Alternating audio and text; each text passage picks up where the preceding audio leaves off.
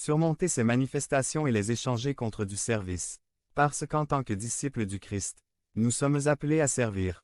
Dans l'Épître aux Galates, nous trouvons une perspective intéressante concernant le service qui nous fera comprendre plus clairement l'importance de le pratiquer en tant que disciples du Christ. Galates 5, 13 à 15. NIV. Je vous parle, frères, parce que vous avez été appelés à être libéra. Mais n'utilisez pas cette liberté pour laisser libre cours à vos passions.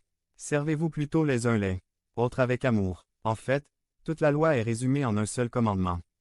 Aime ton prochain comme tu t'aimes toi-même. Mais s'il continue à se mordre et à se dévorer, faites attention, de peur de finir par vous détruire. Pour comprendre un peu le contexte de ces paroles, il faut dire que dans l'Église de Galatie il y avait des problèmes importants. Des enseignements contraires à l'Évangile ont été divulgués, que l'apôtre corrige avec force. Quels étaient ces enseignements que plusieurs Galates avaient adoptés et qui les éloignaient du véritable Évangile? Certains enseignants étaient arrivés et avaient enseigné que, même si Christ était venu et accompli son œuvre de salut, il devait néanmoins obéir aux commandements de la loi de Moïse afin de gagner le droit d'être accepté par Dieu comme fils.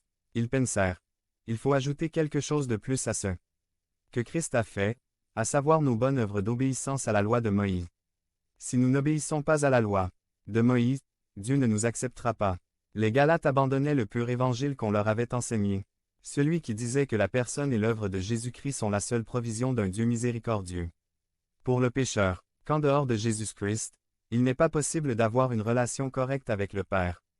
Que ce n'est que par la grâce de Dieu qui se manifeste dans sa provision en Christ qu'il est possible de recevoir le pardon des péchés, que ce n'est que par la foi que ce don éternel n'est pas reçu par mérite ni par nos propres œuvres, car si ce n'est pas par Jésus-Christ, nous sommes éternellement condamnés.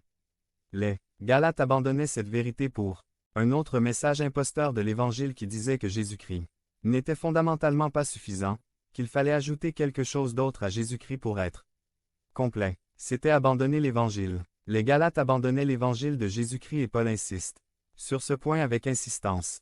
C'était donc l'enseignement erroné par lequel certains membres de l'Église avaient été séduits. Ceux-ci étaient très fixés sur les lois et leur respect.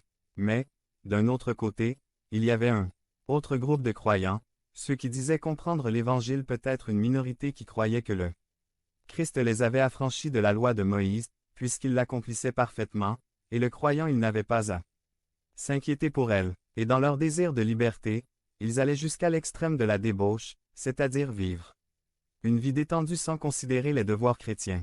Donc, ces deux groupes extrêmes étaient en conflit au sein de l'Église au point de susciter un très gros conflit au sein de l'Église. Ainsi, la réponse de l'apôtre aux deux groupes dans ces versets nous aide à voir l'importance du service ou du service mutuel dans le corps de Christ. Il y a plusieurs choses que nous voulons souligner dans ce passage. 502 Premièrement, pour ceux qui ont tendance à la débauche et à négliger les commandements de Dieu, il nous dit que le Christ nous a libérés de la condamnation de la loi, certainement, parce qu'il l'a accompli parfaitement à notre place. L'accomplissement parfait de la loi ne repose pas sur nos épaules pour être accepté devant Dieu, parce que Christ l'a accompli à notre place, et grâce à lui, nous sommes acceptés devant le Père parce que sa justice et sa justice sont accordées par grâce en notre faveur et le Père nous reçoit comme ses enfants seulement par la grâce et seulement par Jésus-Christ. Mais bien que nous ayons été libérés de la condamnation de la loi, nous ne sommes pas libérés de vivre comme bon nous semble ou de faire ce que bon nous semble. La Bible ne parle pas de ce genre de débauche lorsqu'elle nous dit que nous sommes libérés en Christ.